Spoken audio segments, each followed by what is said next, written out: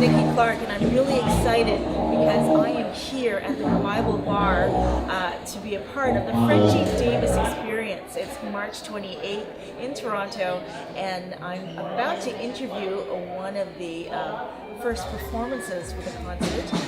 Sitting beside me is the amazing Tiff. Tiff, how you doing? I'm doing good. How are you doing? I'm great. I love what you're wearing, by the way. Thank you. I like that.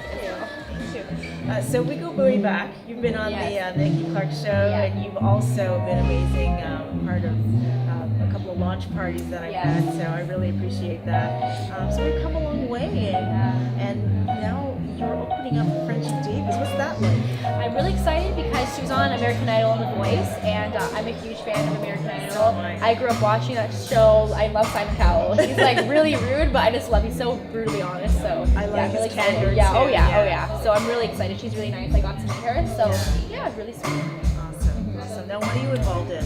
So right now I'm in a band. It's called Mademoiselle, and I sing a lot on weekends. So and then I'm gonna start doing studio work soon and start recording again, getting a second album out there. So I'm really excited about that. Okay, you writing anything? Yes, fresh? I'm writing right now as well. Okay, great. And where can people find you? They can find me on YouTube at This Girl Tiff, as well as my Twitter, This Girl Tiff, and and then I have a website, thisgirltiff.com. That's just remember that. It's yeah. TIFF, just like the film festival. I know.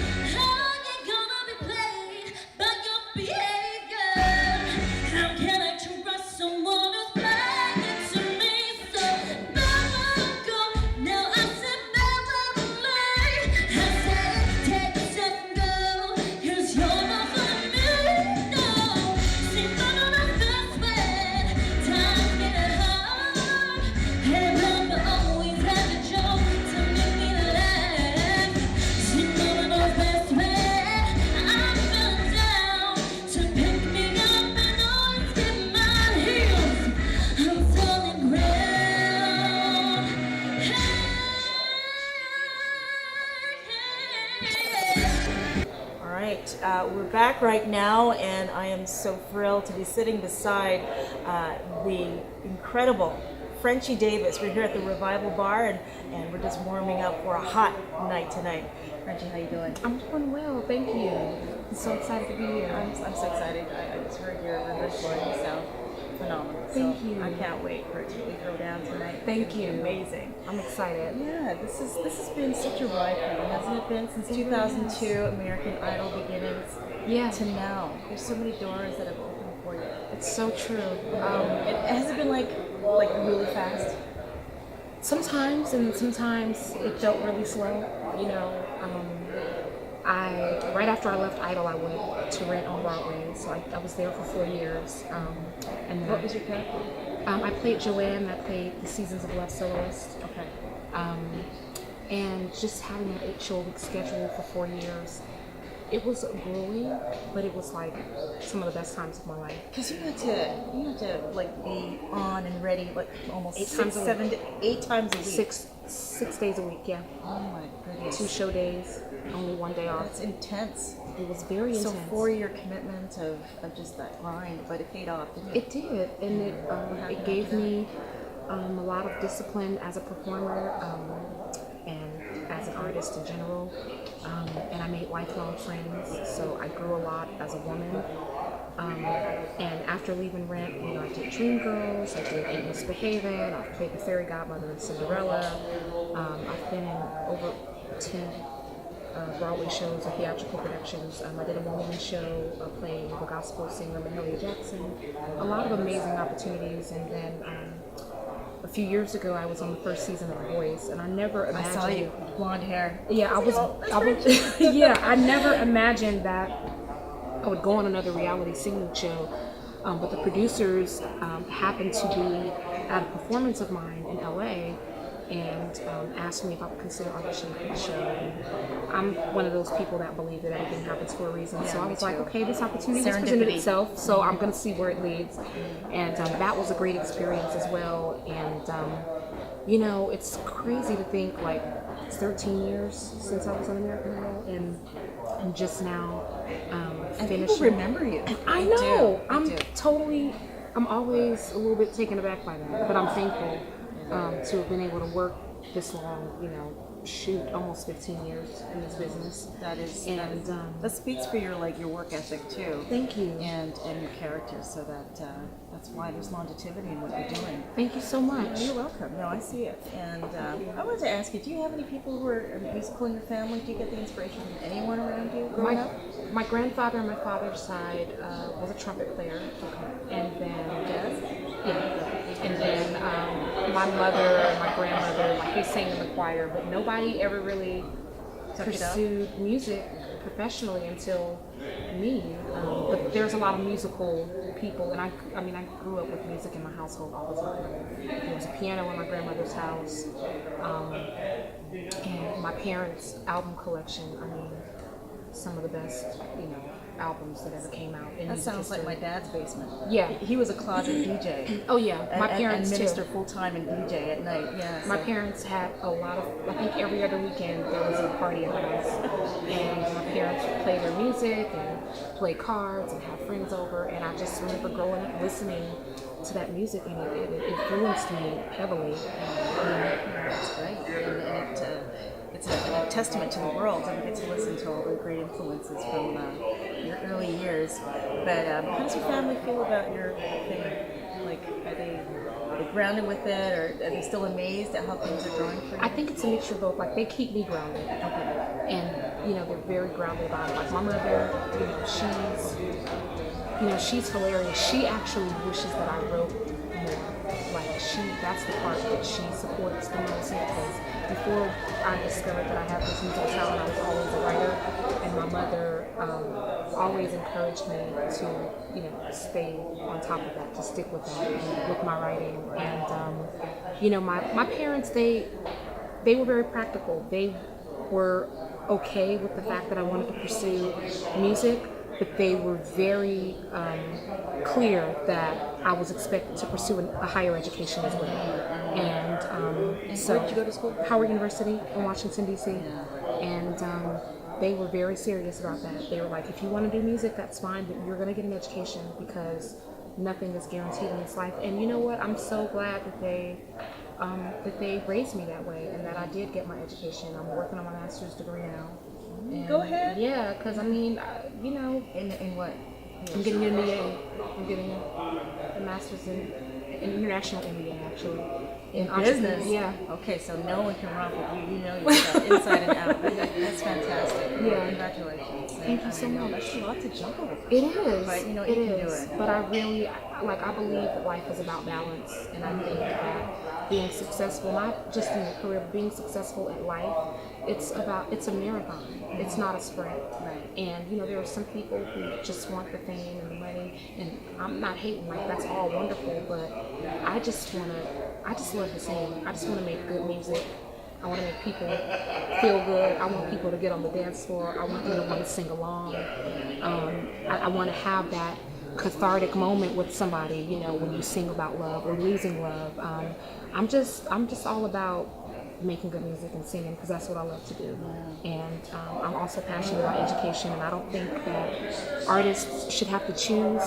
I think that we should be able to pursue all of those avenues. Right. And because we get old, and then somebody else comes along who's the next whoever. Next Frenchie Davis. And when that happens, I hope I'm somewhere with a lot of babies and a college professor, and just enjoying and living in a beach house and enjoying it, So I have a feeling that you'll be able to accomplish all of that. You seem to be a very driven woman. thank you. And we're talking into audience land right now, and anyone who is watching and they are on the come up, they're emerging artists, and they're looking for inspiration, what would you say to them? I would just say to them, continue to stay true to who you are. You're going to hear no a lot if you pursue this business. But just stay faithful, stay encouraged, and know that even if you hear no 50 million times, you only need one yes to change your life.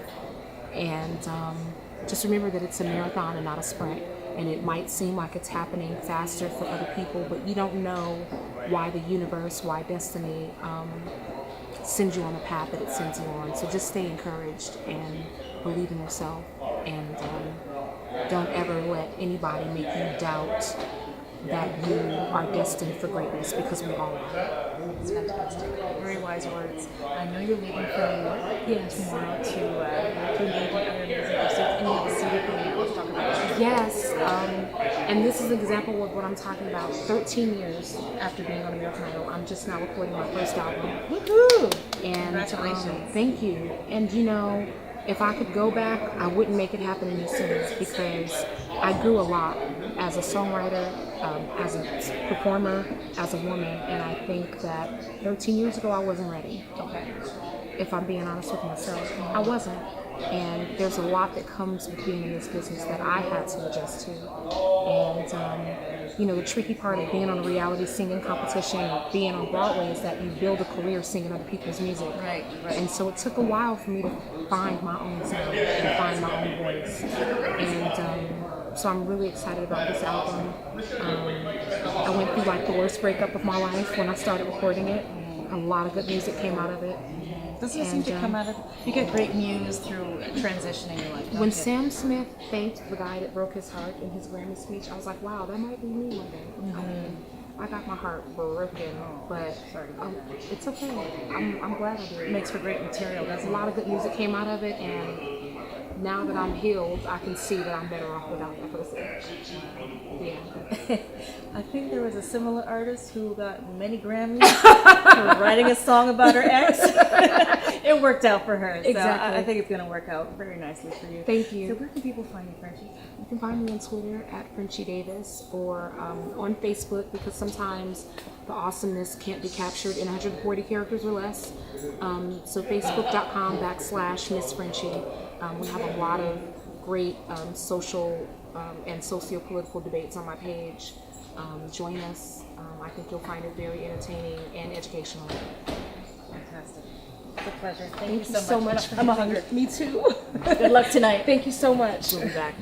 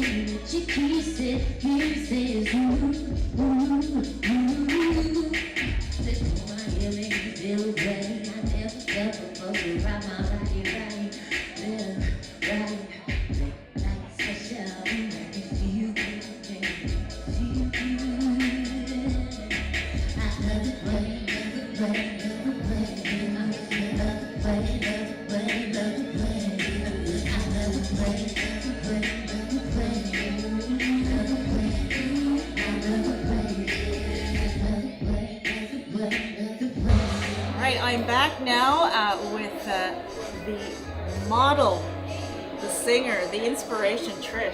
How are you doing? Great. How are you? Very good. And I have to say, you look absolutely stellar. Thank you. Likewise. Thank you. I'm trying. Doing a thing. You know, Are you sexy?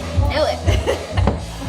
You just kicked off an incredible performance. High energy, and you're so poised on stage.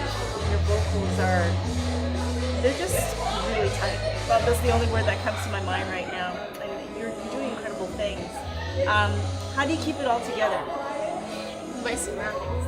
Yeah? God. Yeah, of course. God, for one. He's the only one, really. But I hear you. and then my parents, they're pretty humble. I think it stems from them too. You know, my dad, with him being a musician, and always. Your father? Yes, my father was a musician, and my mom, she kind of was like his stylist, but very modest. But no, with hard work, with this job, this career, you gotta work at it, you know, and all in due time. It takes time, of course, you know. But There's no such thing as an overnight success. no, I mean there are.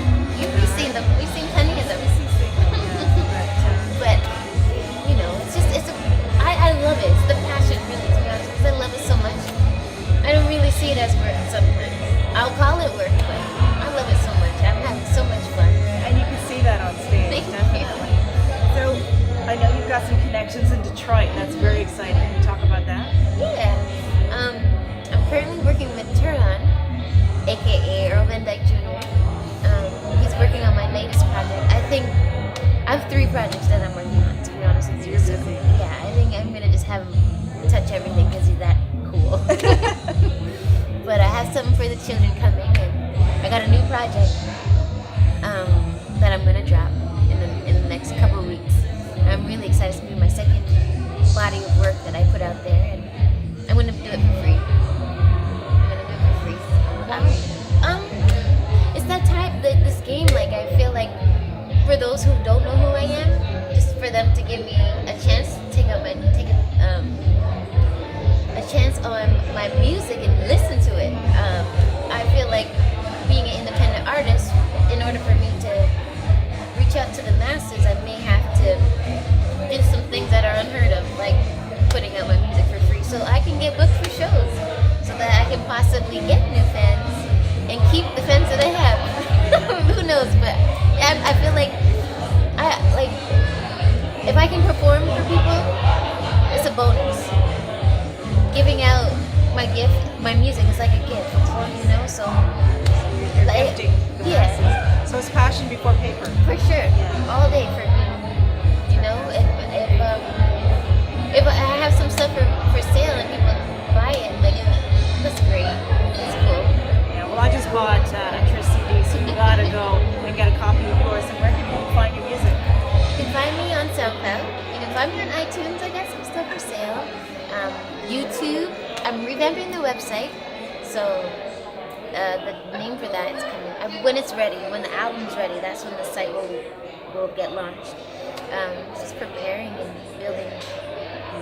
And you're building wisely and with a very strong foundation. So I support what you're doing, and I can't wait to have you on Nikki Clarke show really soon. We'll be talking about it, but I'm going to make it happen. I manifest this to the universe that Trish is going to be on the show and performing for you for one of her amazing songs. So thank you again for your time. Thank you. And best of luck. Oh, thank you.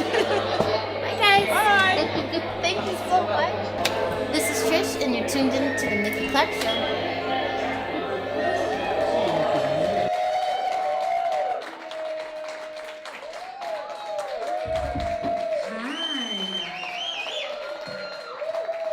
Thank you for coming.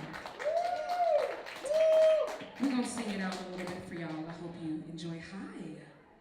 Hello.